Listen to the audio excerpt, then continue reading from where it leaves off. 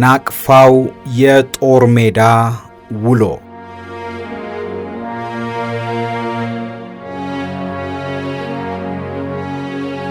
ውድ የኢትዮ ሜዳ ቤተሰቦች የምርጥ ገጾች ዝግጅታችን ተጀምሯል። የዛሬው የምርጥ ገጾች ዝግጅታችን ስመጥሩ የጦር መሪ ብርጋዴር ጀነራል ተስፋዬ ሀብተማርያም ከጻፉት የጦር ሜዳ ውሎ መጽሐፍ ላይ የተመረጠ ታሪክ የሚቀርብበት ይሆናል።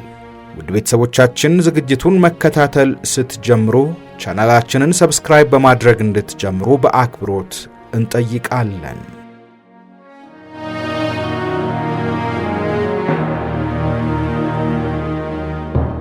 ክፍል 8 በጥቅምት 24 1969 ዓመተ ምህረት የጦሩ የቀን እንቅስቃሴ በመቀነሱ ሙሉ በሙሉ ከሞትና ከቁስለኛ ነፃ ባንሆንም መጠኑ ግን በጣም ቀንሶ ነበር። አብዛኛው ጉዳት የደረሰው ከሞርታር ፍንጣሪ እንጂ ከምሽግ ውጭ ወጥቶ ከቦታ ቦታ በቀን በመንቀሳቀስ በመተሬ ተኳሽ ተመቶ የሞተ አንድ ሰው ብቻ ነበር። በዚህ ዕለት ምሽት ላይ የተለመደውን ትምህርትና መመሪያ ለመስጠትና ለመቀስቀስ ወደ ሁለተኛ ሻምበል መከላከያ ቀጠና ሄድኩኝ። ለጦሩ ቅስቀሳ በማድረግ ላይ እንዳለው በሁሉም የጥበቃ ቦታችን ላይ የሞርታር፣ የላውንቸር፣ የመትረየስና የቀላል መትረየስ ተኩስ በአንድ ጊዜ ተከፈተ። በጣም የጋለ ተኩስ ነበረ። ለማጥቃት ቅድመ ዝግጅት መሆኑን ገመትኩኝ። ከቦታ ቦታ የምንቀሳቀሰው ሬዲዮ ይዤ ስለሆነ በሁሉም አቅጣጫ ላለው ጦር አስፈላጊውን ጥንቃቄ እንዲያደርጉ ማስጠንቀቂያ ሰጠው። እኔ ባለሁበት አካባቢ ያለው ጦር ደግሞ ጠላት ካላየ በስተቀር ምንም አይነት የተኩስ መልስ እንዳይሰጥ አስጠነቀቅኩኝ። ሁኔታውን ምሽግ ውስጥ ሆኖ በጸጥታ እንዲከታተል፣ ለመግደል ወይም ለመቁሰል እርግጠኛ ካልሆነ የመሳሪያውን ምላጭ እንዳይስብና ያለንበትን ቦታ ለጠላት እንዳያጋልጥ መመሪያ ሰጠው። በጠራ ሰማይ ላይ ግማሽ ጨረቃ ትታያለች። እስከ 50 ሜትር ድረስ ያለውን ርቀት የጨረቃው ብርሃን በጥሩ ሁኔታ ማንኛውንም አይነት እንቅስቃሴ ማየት ያስችላል። የሞርታር፣ የላውንቸርና የቀላል መሳሪያ ተኩስ ለተወሰነ ጊዜ ከጠላት በኩል በከፍተኛ ደረጃ ቀጠለ። በወገን በኩል ግን አንዲት ጥይት ወደ ጠላት ተተኩሳ አልፈነዳችም። ጦሩ የጠላትን መቃረብ በጸጥታና በትዕግስት እያዳመጠ በመጠባበቅ ላይ ነው። ከሻዕቢያ በኩል እስካሁን ይደረግ የነበረው ተኩስ የጠላት አጥቂው ጦር ወደ ግብ መቃረቢያ እስከሚደርስ የሚደረግለት የማደናገሪያ ተኩስ መሆኑን አውቀነዋል። አጥቂው ጦር ገና ጨበጣ መስመር እንዳልደረሰ ገባን። በማጥቃት መርህ አጥቂው ጦር ጨበጣ መስመር ላይ ሲደርስ የሞርታር ተኩስ ይቆምና የእጅ ቦምብ ውርወራ ይጀመራል። የእጅ ቦምብ መወርወር እስከሚጀመር አሁንም በትዕግስት እንዲጠብቁ አስጠነቀቅኩኝ። ጠላት ጨበጣ እስከሚሰነዝር ድረስ በየራሳችሁ የተኩስ ቀጠና የጠላትን እንቅስቃሴ ከጠላት መሳሪያ ፈሙዝ በሚወጣ ብርሃን በማየት አነጣጥራችሁ ለመተኮስ ተዘጋጅታችሁ ተጠባበቁ አልኩኝ።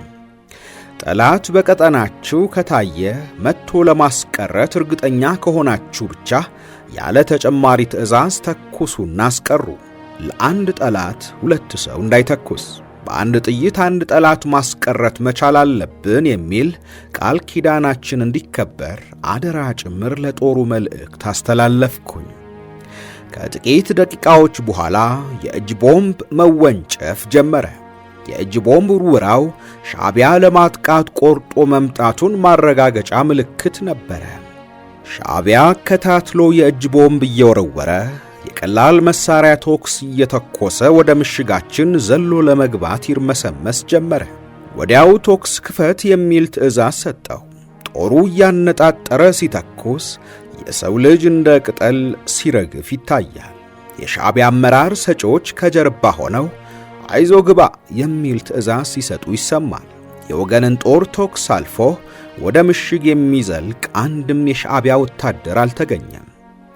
የመጀመሪያው ረድፍ ላይ የተሰለፈው የሻዕቢያ ሰራዊት ወገን በተረጋጋ መንፈስ በቆራጥነትና በጀግንነት አልሞና አነጣጥሮ በሚተኩሰው ጥይት የወደቀው ወድቆ በአጋጣሚ በሕይወት የተረፈው ግንባሩን አጥፎ ወደ መጣበት ደሙን እያዘራ ተመለሰ። ሁለተኛው ረድፍም ተተካ። እሱም ተመሳሳይ ዕጣ ገጠመው።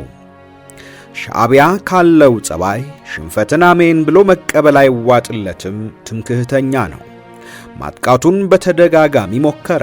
ውጤቱ በሰው ሕይወትና በንብረት ላይ በሻዕቢያ የውጊያ ታሪክ ውስጥ ከዚያ በፊት ታይቶና ተሰምቶ የማይታወቅ ሽንፈት ደረሰበት።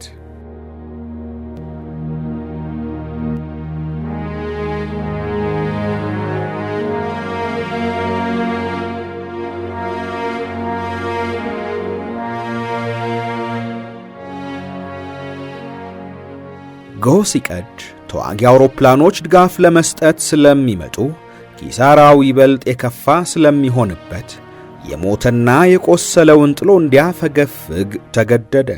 ከሻዕቢያ ጋር የሁለተኛ ዙር ትውውቃችን በዚሁ ተጠናቀቀ። እኔም ስለነጋብኝ ወደ ጠቅላይ ሰፈሬ መመለስ ስላልቻልኩኝ ከሁለተኛ የመቶ ጋር ምሽግ ስናጠናክር ዋልን። የጠላት መተሬ ተኳሾች በምሽጋችን አካባቢ አሞራ በሰማይ ሲበር ጥላውን አጥልቶ ካዩ ሰው እየመሰላቸው ይተኩሱ ጀመረ። የሞርታር ቶክስ ቀኑን በሙሉ ፋታ አልሰጥም አለን። 50 ካሊበር መትረየስ የተሰራው ለአየር መቃወሚያ ነበረ። ሻዕቢያ ግን የሰው እንቅስቃሴ አየሁ ብሎ 50 ካሊበር መትረየስ ወደ ምሽጋችን ደጋግሞ ይተኩሳል። የ50 ካሊበር ከባድ መትረየስ ከመታም ብትንትኑን ነው የሚያወጣው። ድምፁ ደግሞ በጣም ደረቅና አሸባሪ ነው።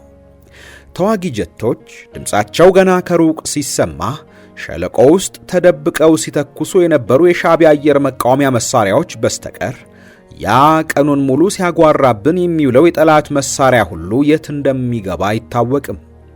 ከአውሮፕላን ድምፅ በስተቀር ሌላ ድምፅ አይሰማም። አካባቢው ጸጥ ይላል። አንድ አውሮፕላን ሞልቶት በመጣው ነዳጅ ስንት ደቂቃ በናቅፋ አየር ላይ ያንዣበበ መቆየት እንደሚያስችለው ጭኖት የመጣው ቦምብና የመትረየስ ጥይት ለመጨረስ ስንት ጊዜ ዳይቭ ገብቶ እንደሚወጣ ሻዕቢያዎች ከልምድ ጠንቅቀው ያውቃሉ። የመጨረሻው ዙር ላይ ተዋጊ አውሮፕላኑ ዳይቭ ገብቶ ቶክስ ሳይጨርስ የሻዕቢያ መተሬ ተኳሽና ሞርታር ተኳሾች ከተደበቁበት ምሽግ አንገታቸውን ቀና አድርገው ከሁሉም አቅጣጫ ይተኩሳሉ። መልእክቱ ምን እንደሆነ ይገባናል።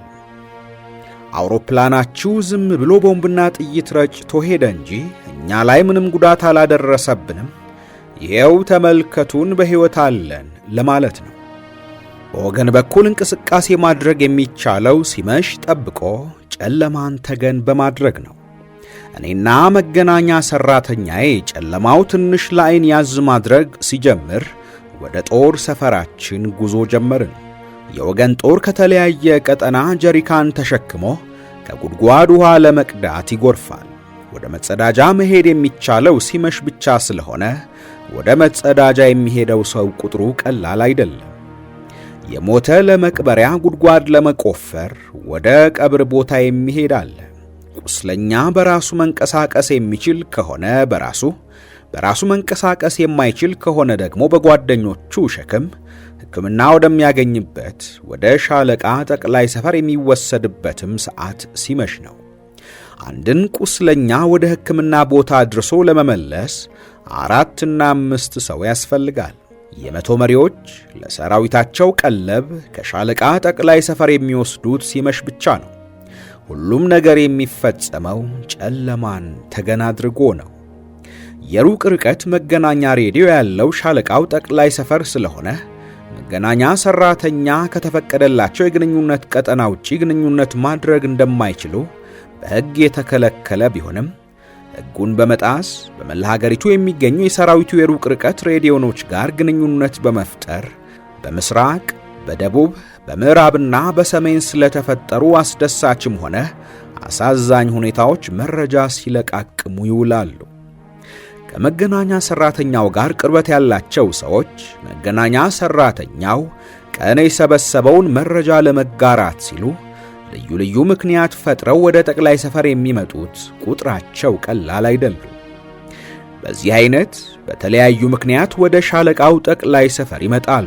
ከምሽግ ወጥቶ የተበተነው ጦር ሲታይ ምሽግ ውስጥ ሰው የቀረ አይመስልም።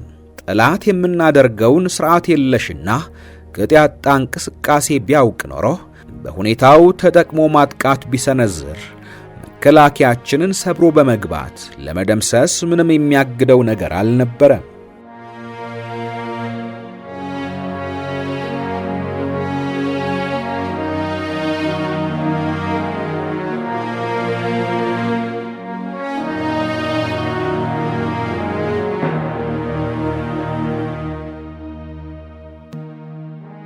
ከአየር ወለድ ጦር አዛዥነቴ በተጨማሪ እንደ ምክትል አዛዥና የዘመቻ መኮንን ሆኜ ሻለቃ አዛዡን መርዳት ነበረብኝ። ለሻለቃ አዛዡ ሲመሽ ጦሩ የሚያደርገው እንቅስቃሴ አደገኛ መሆኑን በማስረዳት በአስቸኳይ መፍትሄ መፈለግ እንዳለብን ነገርኳቸው። እንዴት ይደረግ ትላለህ አሉኝ። ነገ ጠዋት ዝርዝሩን ሰርቼ አቀርባለሁ አልኳቸው።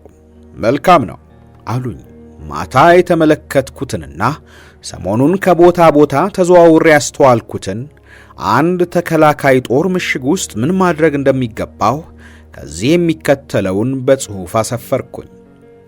ሐሳብን የሚከፋፍሉ እንቅስቃሴዎች ከሩቅ ርቀት ሲከሰቱ ትኩረታችንን ወደ ሩቅ አቅጣጫ ሳይሆን አጠገባችን አድፍጦ የተቀመጠውን ጠላት ጉዳት እንዳያደርስብን ከምሽጋችን ስር ያለውን መሬት የቅርቡ ቀጠና ከጠላት ነፃ መሆኑ ሳይረጋገጥ በችኮላ እይታና ሐሳብ ወደ ሩቅ ርቀት ማሻገር ለአደጋ ስለሚያጋልጥ ጥንቃቄ እንዲደረግ፣ የጠላትን ሁኔታ ሳያረጋግጡ ጠላት ትክክለኛ ያለበት ቦታ ተለይቶ ሳይታወቅ ምንም አይነት የጠላት እንቅስቃሴ ሳይታይ ራስን ምሽግ ውስጥ ቀብሮ ወደ ሰማይና ወዳልተፈለገ አቅጣጫ መተኮስ በወገን ላይ ብዙ ጉዳት ስለሚያስከትል ጦሩ ከእንዲህ አይነቱ ድርጊት እንዲቆጠብ፣ ለመግደል እርግጠኛ ሳይሆኑ ወደ ጠላት መተኮስ ቀድሞ የት እንዳለ ለይቶ ለማወቅ የተቸገረበትን እዚህ ነው ያለነው ብለን መጥራታችን ይሆናል።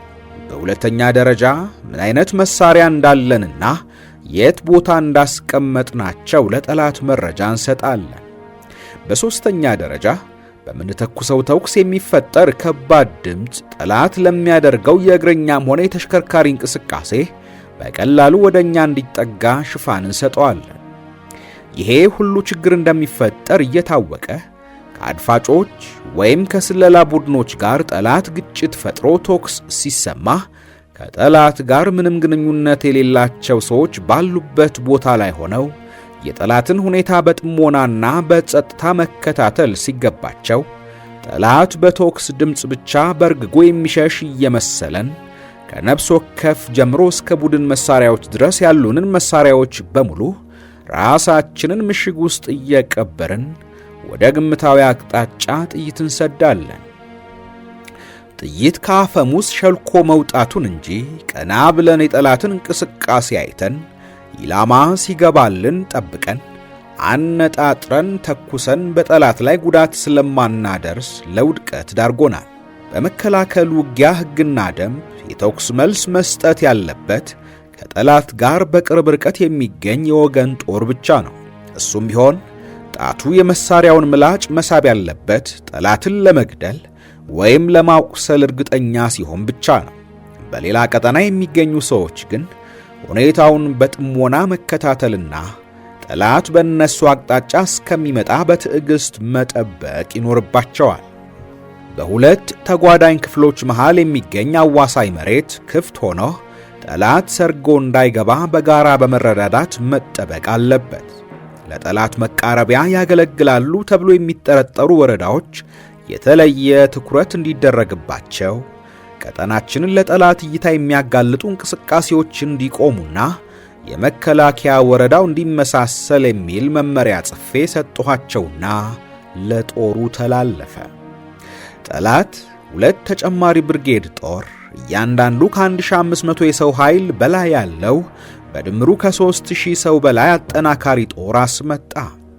በከባድ መሳሪያም በኩል እንደዚሁ ያለውን በሙሉ አሰባስቦ ወደ ናቅፋ ግንባር አዞረ። በቀንና በሌሊት 3 እና 4 ጊዜ ማጥቃት ሙከራ እያደረገ ስፍር ቁጥር የሌለው የከባድ መሳሪያ ሞርታርና የጸረ ታንክ አረር ያዘንብብን ጀመረ። ከ250 የማንበልጥ ሰዎች በነፍስ ወከፍ መሳሪያ በኤም1 እና በአይነት 14 ጠመንጃ ብቻ እየተከላከልን የምሽግ ውስጥ ሕይወታችንን መምራት ቀጠልን። የወገን ጦር ይዋጋ የነበረው ከሻዕቢያ ጋር ብቻ ሳይሆን ከረሃብ፣ ከእርዛት፣ ከሕክምና ጦት፣ ከጠላት ስነልቦና ጦርነት፣ ከአስተዳደራዊ ችግሮች፣ ከውስጥ አርበኞችና ከወላዋዮችም ጋር ጭምር ነበረ።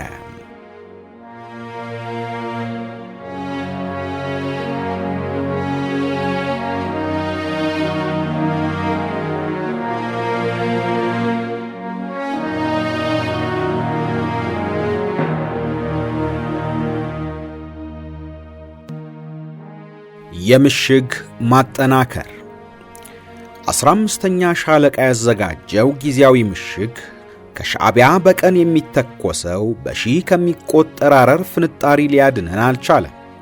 በቀን ብዙ ሰዎች በከባድ መሳሪያ ፍንጣሪ ይሞታሉ፣ ይቆስላሉ።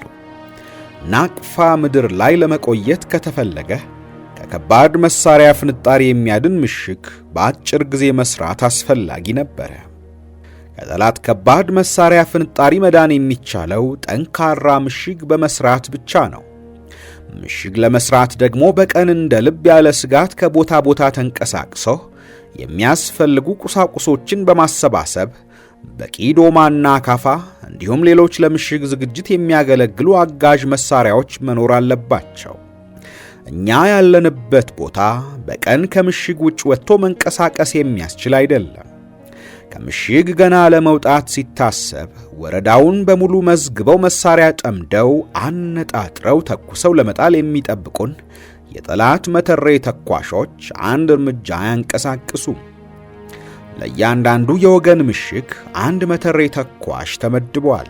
በእኛ ቁጥጥር ስር ያለው ወረዳ ለምሽግ መስሪያ የሚያገለግሉ ቁሳቁሶች የሉትም። ለምሽግ መስሪያ ርብራብ የሚሆን ጠንካራ እንጨት ወይም ወፍራም ብረትና አፈር ወደ ምሽግ ውስጥ እንዳይገባ የሚከላከል ከስር የሚጎዘጎዝ ዶንያ ወይም ወረቀት ካልሆነም ሳርና ቅጠል ያስፈልጋል።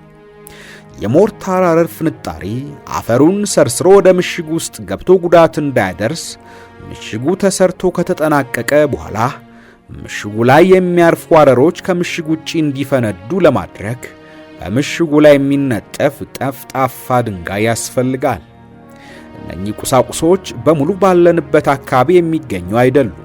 ከከባድ መሳሪያ ፍንጣሪ ለመዳን ደግሞ የጠንካራ ምሽግ መኖር ወሳኝነት አለው። ጠንካራ ምሽግ የተከላካይ ጦር የሕይወት ዋስትና ነው።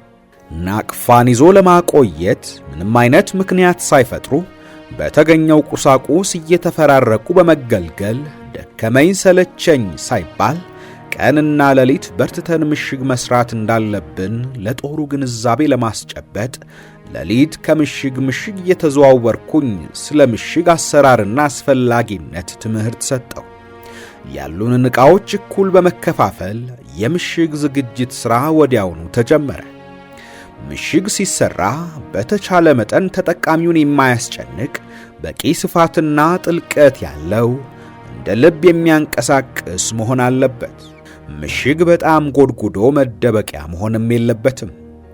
የሚዘጋጀው ምሽግ የጠላትን እንቅስቃሴ ለመቆጣጠር የሚያስችል በያዝነው መሳሪያ በቀላሉ ተጠቅመን ለውጤት እንድንበቃ የሚያደርግ እይታን ከሚጋርድ መሰናክል ነፃ ሊሆን ይገባዋል። አንድ ምሽግ ከሌላው ጋር በመተላለፊያ ቦይ የሚገናኝ ከአካባቢው ጋር የተመሳሰለ መሆን ይኖርበታል። ከጥበቃ ውጭ የሆኑ አባሎች የሚያርፉበትና ቁስለኛ የሚያገግምበት ቦታ ያስፈልጋል። ምግብ የሚዘጋጅበት ቦታ ከዋናው ምሽግ ወጣና ራቅ ያለ መሆን አለበት። በዚህ መሰረት ከፊሉ ጦር ሻዕቢያን ሲከላከል፣ ከፊሉ ለምሽግ መስሪያ የሚያስፈልጉ ነገሮች በምሽት እያሰባሰበ አስተማማኝ የሆነ ምሽግ በአጭር ጊዜ ሰርቶ ተጠናቀቀ። ከጠላት የሚተኮሱ የሞርታር ሼሎች በምሽጉ መከኑ። በሞርታር ፍንጣሪ ተመቶ ይሞትና ይቆስል የነበረ ሰው ቁጥሩ ቀነሰ። ሰራዊቱም በውጤቱ ተደሰተ። ላብ ደምን ያድናል የሚለውን ብሂል ትክክል መሆኑን በተግባር አረጋገጠ። ከእንግዲህ በቀላሉ እንደማይደመሰስ ተረዳ። ውሎ ሲያድር የምሽግ ጠቀሜታን ይበልጥ ሲያውቅ ያለ አስታዋሽ በራሱ ፈቃድ የጎደለውን እያየ ምሽጉን ይበልጥ ማጠናከር ጀመረ። ጦሩ ለመከላከያ ወረዳ ደንብና መመሪያ ተገዛ። በቀን አስፈላጊ ያልሆኑ እንቅስቃሴዎች በሙሉ ተወገዱ። በቀን ምሽግ ውስጥ ሆኖ ከሚረብሹት የሻዕቢያ የከባድ መሳሪያና የመትረየስ ተኩስ ድምፅ በስተቀር ከርቀት የሚተኮስ ከባድ መሳሪያ ፍንጣሪ ተመትቶ መሞት ወይም መቁሰል በከፍተኛ ቁጥር ተቀነሰ። ቀድሞ መጠለያ ስላልነበረን ሁሉም ሰው ምሽጉ ውስጥ ውሎ ያድር ነበረ። ምሽጉ ጠባብ ስለነበረ ጦሩ እግሩን ዘርግቶ የሚተኛበት ሁኔታ አልነበረ። መጠለያ አዘጋጅተን የተወሰኑ ሰዎች ምሽጉ ውስጥ ሆነው የጠላትን እንቅስቃሴ እየተቆጣጠሩ ጦሩን የሚያነቁ አንቂዎች በመመደብ ሌሎች አባሎቻችን በማፈራረቅ ወደ መጠለያ ሄደው ጫማቸውን ሳያወልቁ ትጥቃቸውን ሳያላሉ መሳሪያቸውን በክርናቸው እንደታቀፉ እግራቸውን ዘርግተው ተኝተው ማረፍ ጀመሩ። 6 ወር ናቅፋ ስንቆይ የጫማችን ክሩ ላልቶ ልብሳችን ከላያችን የወለቀበት ትጥቃችን ከወገባችን የላላበት ቀን የለም። ዘወትር ቀንና ሌሊት ተዘጋጅተን ነው የምንጠብቀው። በምሽጉ መሰራት የሚሞትና የሚቆስል ሰው ቁጥሩ ቀነሰ። ቀን ቀን መጠለያ ውስጥ እግር ዘርግቶ ማረፍ ሲጀመርና ከፍተኛ ቁጥር ያለው የጠላትን ማጥቃት ቀልብሰን ስንመለስ በራስ መተማመናችን እየጨመረ ሄደ።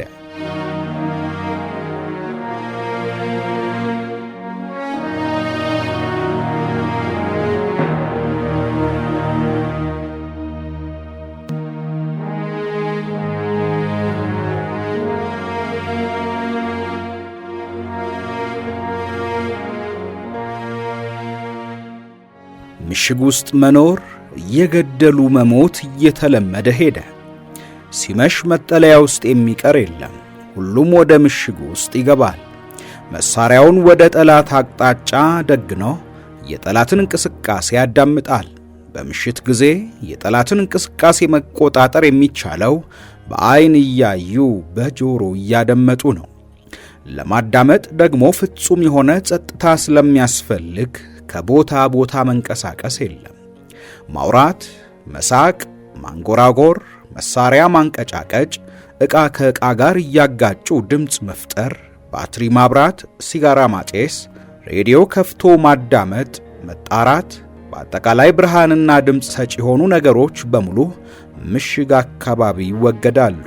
ጸጥታ ይነግሳል። ሁሉም ነገር ጸጥ ረጭ ይላል። በአካባቢው ሕይወት ያለው ነገር ያለ አይመስልም።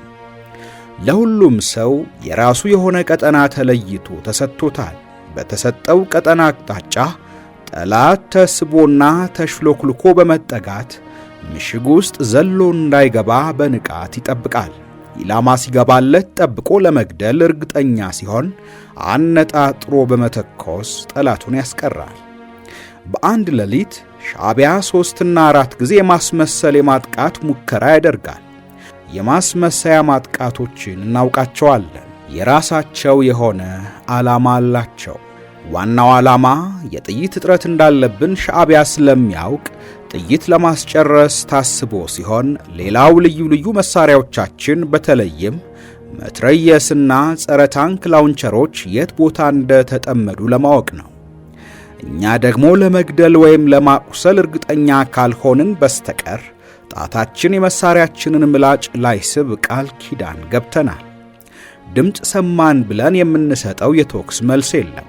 እውነተኛውን ማጥቃት እስከሚሰነዝር ድረስ በትዕግስት እንጠብቃለን። በአንድ ሌሊት የተደጋገመ የማጥቃት ሙከራ እያደረገ ንጋት ይገላግለናል። ጎህ ሲቀድ ሁለታችንም የተለመደውን ሥራችንን እንቀጥላለን። የሻዕቢያ ሥራ ፋታ የማይሰጥ የከባድና ቀላል መሳሪያ ተኩስ በእኛ ላይ እንደ ዝናብ ማዝነብ ሲሆን፣ የእኛ የቀን ትልቁ ሥራችን ደግሞ ምሽጋችንን ማሻሻልና ማጠናከር ሆነ። ምሽጋችንን ወደ ጠላት መመልከቻና መታኮሻ ፉካ ወይም አነስተኛ መስኮት መሰል ክፍተት በመተው ሙሉ በሙሉ ከስውር ቶክስ ፍንጣሪና ከቀጥታ ቶክስ በአስተማማኝ ደረጃ እንዲከላከል ሆኖ ተሰርቷል። ያለምንም ችግር ውስጥ ለውስጥ እስከ መጠለያ ድረስ መንቀሳቀስ እንዲያስችል ተደርጎ የተሰራ ነው። መጠለያችን ለቁስለኞቻችን ማገገሚያና መታከሚያ፣ ለተዋጊው ማረፊያና ምግብ ማዘጋጃ ሆኖ ያገለግላል።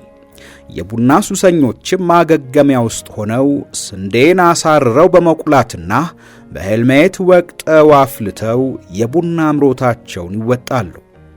ሲጋራ ጫሾችም የሻይ ቅጠል በተገኘው ጋዜጣና ካርቶን ጠቅልለው በማጤስ ሱሳቸውን ያስታግሳሉ። በቆሎ በብረት ባርኔጣ ውስጥ ተጨምሮ በሹል ድንጋይ ይወቀጣል። በብረት ባርኔጣችን ይቦካና የሚጋገረውም ብረት ነክ በሆኑ ነገሮች ነው።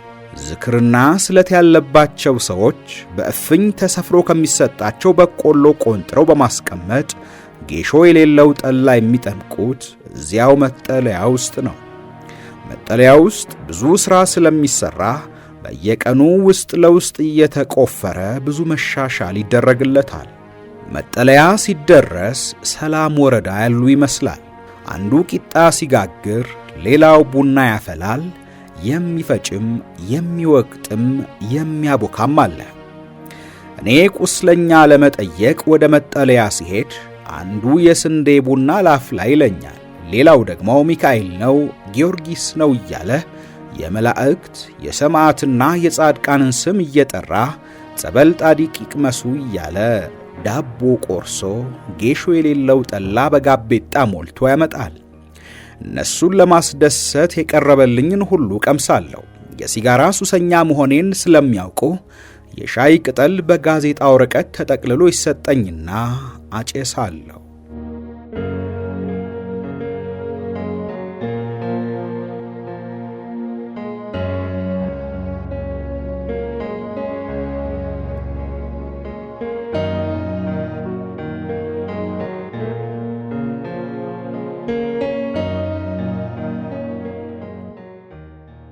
ውድ የኢትዮ ሜዳ ቤተሰቦች በምርጥ ገጾች ዝግጅታችን ከብርጋዴር ጀነራል ተስፋዬ ሀብተ ማርያም የጦር ሜዳ ውሎ መጽሐፍ ላይ መረጥንላችሁ ታሪክ የዛሬው አብቅቷል።